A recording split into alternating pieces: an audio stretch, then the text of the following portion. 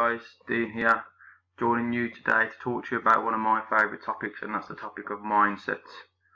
Okay, I'm going to share with you some of the things I've found out from some of my favourite speakers like Tony Robbins and Jim Rohn and Zig Ziglar, and hopefully you can use some of these principles to help you generate some more success in your life, some more success towards your business. I'm actually going to talk about one of these strategies that I'm actually trying out myself right now, and that's the strategy behind the 7 disciplines of success, something that I learned from Tony Robbins in a recent book that I read. So here goes. I'm going to share with you a slideshow, talk you through it. Hopefully you can take a few nuggets from that to develop yourself and to develop your own business, your own lifestyle. The first discipline that we should always try to aspire if we're going to be successful is that I always act from personal power. But you might ask yourself, what does it mean by personal power? This is a term bandied around by Tony Robbins. Okay, I ask myself that same question. It's quite simple. Personal power is the ability to take action, the ability to get up off your backside and to do something towards achieving your goal. But there's always something that holds us back. There's always something that stops us taking action. What is that thing? That thing is what we call fear. Okay, it could be fear of failure, it could be fear of success or fear of the unknown, but it's fear of some situation that is going to hold us back and prevent us from taking action. And without action you get no progress, and without progress you're not going to get any sort of success whatsoever. Okay, one of the philosophies that we need to take from this discipline is that in life there aren't any failures. Okay, there are only results, or there are only outcomes. And you might say to me, Dean, yeah, there are failures. I failed at this and I failed at that. But we don't rest on that. We don't hinge our whole perspective on a failure. What is important that we do with failure? It's important that we learn from a failure. Okay? You know, in life you never actually fail. He says that you will always succeed. And what will you always succeed in? You always succeed in getting results of some sort. So we need to try and generate this personal philosophy that you don't actually fail, and failure isn't the end. You just get a result, and it's what you do with that result which really counts. A term bandied around by these famous speakers that I follow is this term on your screen right now. It's not what happens that defines you, but what you do with what happens. It's not your problems that define you, it's how you respond to those problems that define you. Okay? How does failure make you feel? Failure makes you feel shit. It makes you feel down. It makes you feel disheartened. But only if you have that kind of negative mindset. Alright, so we're all going to feel poor and down about any form of failure.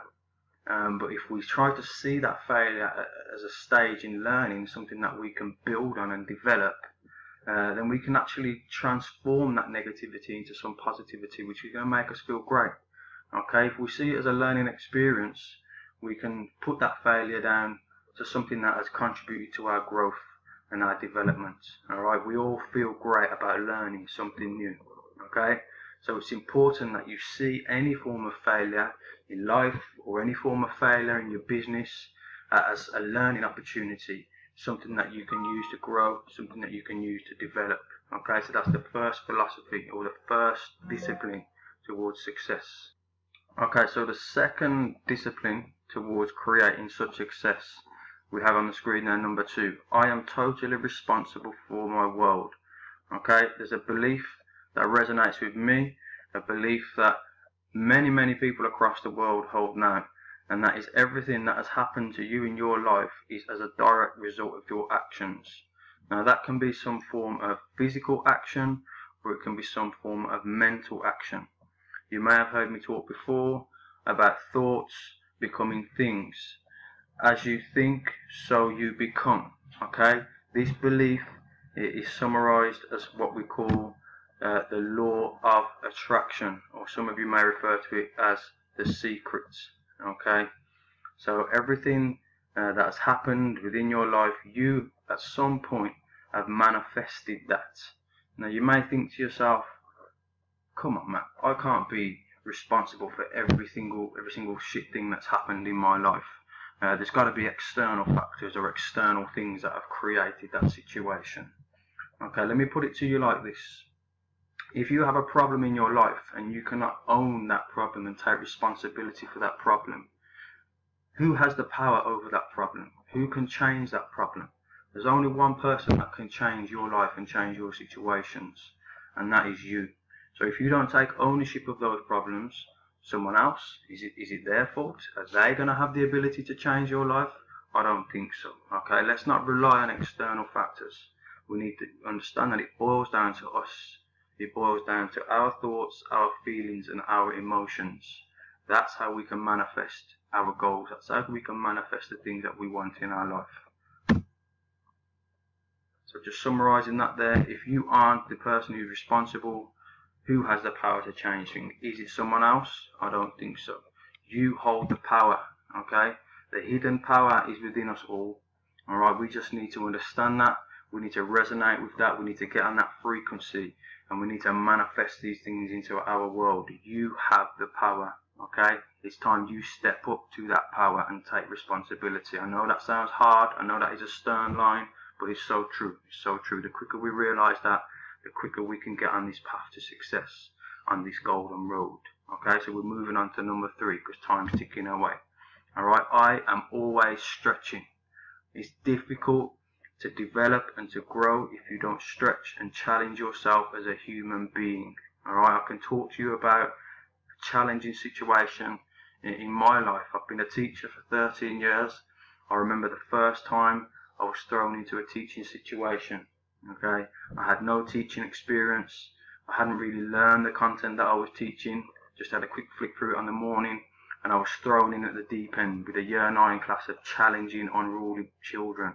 I learned more from that experience than I ever would have learned sitting at the back of a lecture theatre or studying a book. Alright, this is experiential learning. Okay, I'm waffling on a little bit, let me get to the point. Okay, it's essential that you stretch and challenge if you are going to grow or develop as a human. Okay, when you stretch and when you challenge, you put yourself into different situations. You're going to grow, you're going to learn, you're going to develop from those things. Alright, it links back to point 1 about failure. If you don't do these things, if you rest in your comfort zone, there is going to be no magic. You may have seen the image on the internet, certainly on my Facebook page, that nothing happens inside the comfort zone. It's outside of the comfort zone where the magic happens. Alright? As human beings, when we put ourselves into very challenging, difficult situations, or we put ourselves on the line, it's amazing what we can perform. We can perform amazing feats. Alright? And then when you reflect on those things and you look back and you realise, damn, I didn't think I could do that, man. I didn't think I could achieve that. You actually resonate deep within yourself and you understand the power and the resources, the incredibly powerful resources that we hold as human beings. Alright? So it's on this line, it's on the brink, it's at the precipice where we realise that what's holding us back is not our ability, but how we're thinking. It's our thoughts, it's our mindset that's holding us back. So get yourself in the developmental mindset of stretching yourself on a consistent basis. Okay, to help you understand or put in a couple of mechanisms to help ensure that you stretch yourself, there's a couple of keys to stretching that I would like to share with you. So the keys to stretching myself. Make a commitment. You must commit to yourself that you're going to stretch and challenge yourself to develop yourself as a human being. To help you follow through with that commitment, it's good to make a public commitment to someone maybe dear to you, or someone that holds some sort of significance into your life so they can hold you accountable to that. Model someone else that is already producing the results. Alright, if we look around us for the successful people that are successful in similar businesses to us or on a similar path to us, and we model what they're doing, it's going to help us stretch. Okay, it's going to help us succeed. Okay, and the 4th step is just do it. Just take action. Alright, release the access to these resources that we possess. Okay, number 4, I need to hurry up. I am committed to my unconscious competence rather than cognitive understanding. Alright, I talked to you a little bit earlier about I call experiential learning, immersing yourself in whatever you need to do. Alright, you don't need to sit back and understand every little detail. Alright, I didn't understand exactly how to teach at that point. I was thrown in at the deep end, and I was very successful. You know, I learned much from that experience. Okay, far more than I would elsewhere. I told you that earlier. Okay, so you don't need to understand every little detail. You don't need to understand the hows, the whys. You just need to get in there, get into flow, get doing it. Often we can get bogged down with trying to understand every little detail, and that's going to prevent us from taking action. Alright? A nice little phrase there. You don't have to study the plant to pick the fruits. You don't have to understand what's happening in the roots to pick the fruits. Alright? Pick the fruit now. Get the nourishment you need now. Immerse yourself quickly and get developing. Alright? Experiential learning is the most powerful form of learning in my honest opinion, and I speak from experience there. Okay? But just to summarise your point there, immerse yourself in action and the learning and the development will come. Okay? Number 5, I always act with personal integrity. Integrity means honesty. Integrity also means wholeness. Integrity means acting from your beliefs, from your personal values. Okay?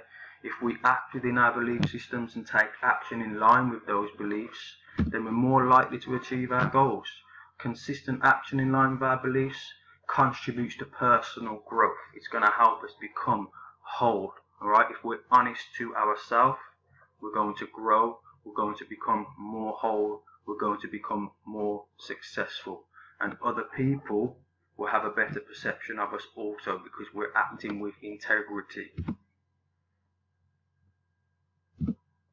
Number 6, the meaning of your communication is the response you get. Alright, if you tell someone that you love them and they break down crying, even though you had the most intentions, they responded in a negative way. So even if you had the most positive intentions, they responded in a negative way. Okay, so the meaning that people get from your communication will determine the response you get. Alright? The world works through stimulus and response. We know that, okay? Cause and effect. Alright, so if your communication is having the wrong effect, if you're not getting the outcomes and the results you need, what do you need to do? You need to change. Alright? So if you're not getting the results you desire, it's essential you change. Now if we're talking about communication, you may need to change your physiology. Alright? If you get that undesired response, despite whatever intention you have, there's something wrong in your approach, there's something wrong in your physiology. Now that can be your body language, it could be your tonality, the words you used, whatever, but get your communication right. Think about the way you communicate with yourself as well, but that's a whole new topic. You know, that's just opening a whole new can of worms. I ain't got time for that. Alright, if you want to dig a little bit deeper into that, go listen to some more Tony Robbins. He talks a lot about self-communication. Alright? Communication is everything. No matter what your intention, it's the result you get from that communication. Results are everything, communication is everything, not intention. You know, we always communicate, or we often communicate with the best intentions, and we don't get the desired response. So we need to change, try again. If we don't get the response, we change, we try again. And we keep changing and we keep trying until we get the outcomes that we want. Okay? The final one is about commitment. Alright, it underpins all of the other 6. Okay, I am committed to do whatever it takes to succeed. I don't mean going and killing people and harming people. Alright, so don't go that far in, don't take it too deep. Okay, alright, but it's important that you make a commitment. Alright, make a commitment to develop your mind, develop your action, resonate your actions with your belief systems, act with integrity, okay, and develop your communication. Alright? It's essential that we don't just go from being interested in a topic, we commit to immersing ourselves within that topic and developing ourselves as individuals. Alright? You know, you might think you're interested in mindset, but you might not be committed to develop in that mindset. Alright? So if you want to be successful, you've got to move